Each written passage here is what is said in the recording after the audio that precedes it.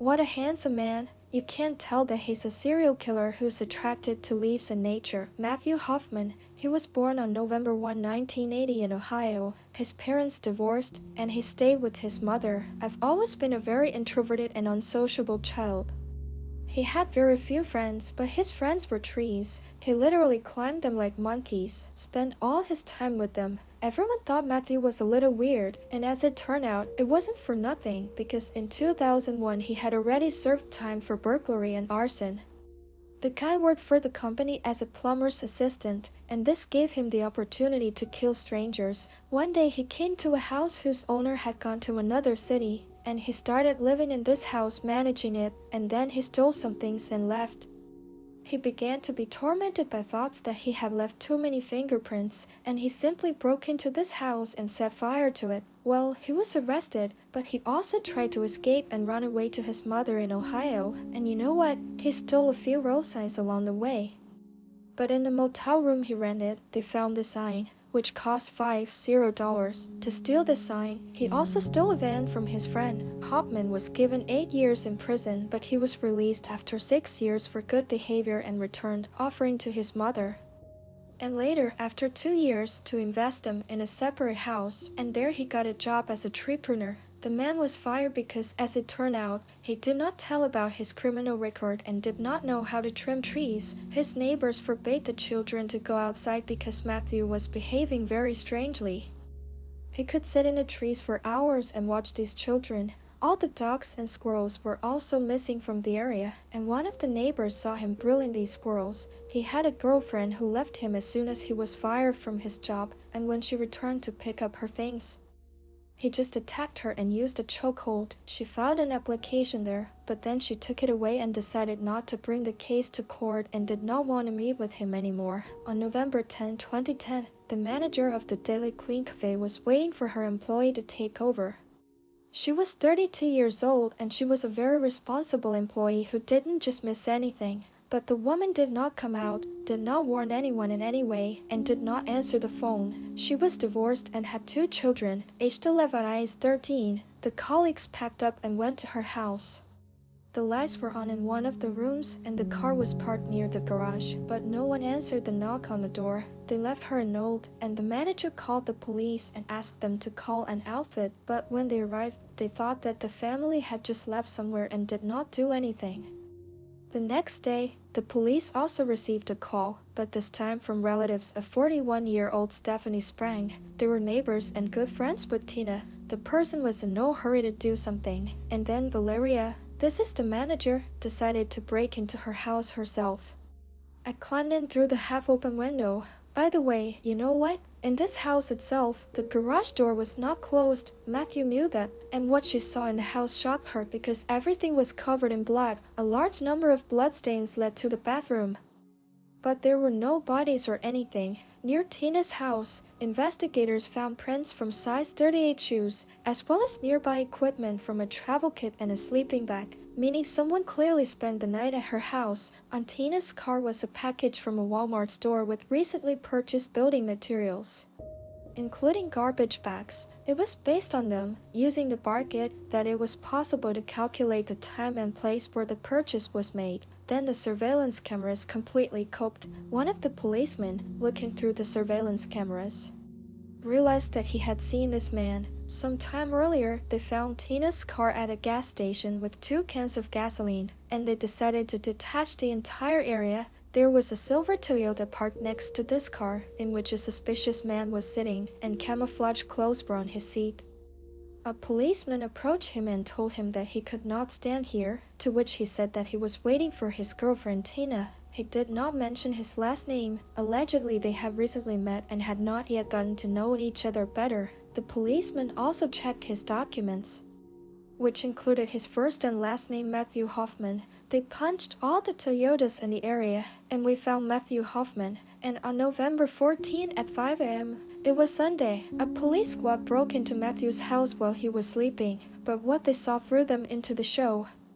So what did the police see at Matthew's house? There were dried leaves everywhere. They were literally knee-deep, and large bags hung on the walls, inside of which there were also leaves. There were drawings on all the walls, which are more typical for girls around 15.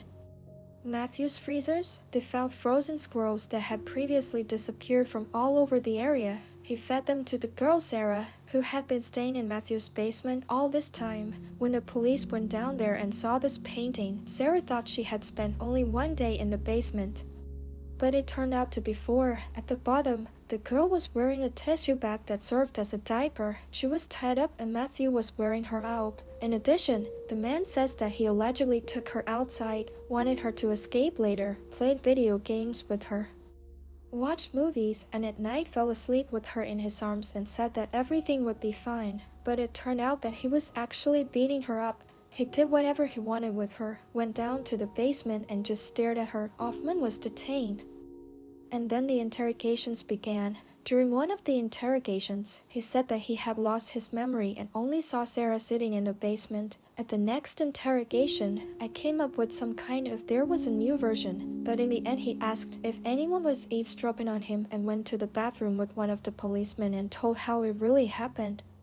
Confess where the bodies were. He sent investigators to an 18-meter tree in a nature reserve a few kilometers from Hoffman. I really asked you not to cut down the tree. And you know what? 3 human bodies and the bodies of a dog were found in black plastic bags.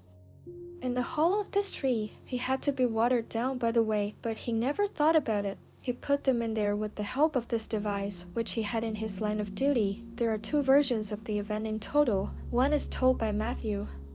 The other is told by the investigators, and Matthew says that on November 10, 2010, he spent the night in the woods and wanted to commit a burglary. I came home, but then everyone abruptly returned, and he had no choice but to stun Tina first. He tried to knock her out, hit her on the head several times, but she still wouldn't shut down. At that moment, her neighbor appeared and started shouting at the man, and he had no choice but to grab a knife. First stabbed Tina, who was lying head down on the bed, and then hit the neighbor. He butchered the bodies in the bathroom, and at that moment, 11-year-old Cody and 15-year-old Sarah came into the house. Sarah ran upstairs. He stabbed Cody. The investigators calculated that it was about 10 times. He was afraid of Sarah and did not want to take her life.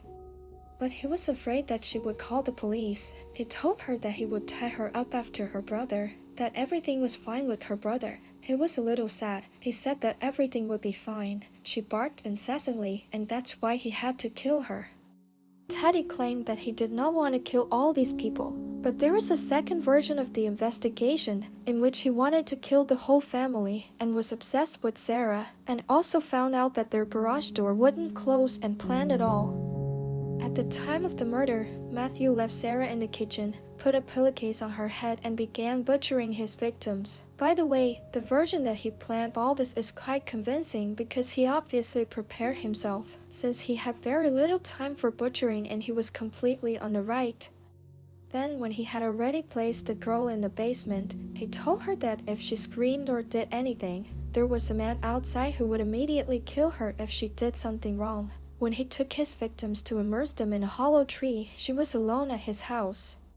But she did not even try to escape because he intimidated her. The kidnapper also told the girl that he had abducted her and was negotiating with her family for an alleged ransom. And all this time I fed her only frozen proteins, flakes on sour milk, but he only brought them to her once. So Sarah just didn't eat anything for 4 days. The court found the murderer sane and sentenced him to life imprisonment. By the way, he has panic attacks in prison. He broke a glass cabinet there, for which he stayed in solitary confinement for 7 days. Did not go on guard duty, in general, does not obey the regime, behaves badly. Sarah started living with her father, who according to his story sleeps in a chair downstairs at night with a gun. Do you know what is very sad about this story? When Sarah was finally able to go to school, the children started bullying her and laughing at her and saying that she was sleeping on the leaves with Matthew in her arms. As early as May 2011, Sarah faced abuse from her parents at the time. Her father Larita punched her in the back, and her stepmother Tracy pushed her down the stairs a few days later. The money was passed on to her grandmother, but after a few years her father recovered, took some courses on restoring parental rights there, and began to sort of see her. But what kind of relationship they have now has not changed. That's such a terrible story. Be careful, healthy and happy. Thank you so much for watching. Write in the comments about whom to tell next. Subscribe to my channel and bye bye.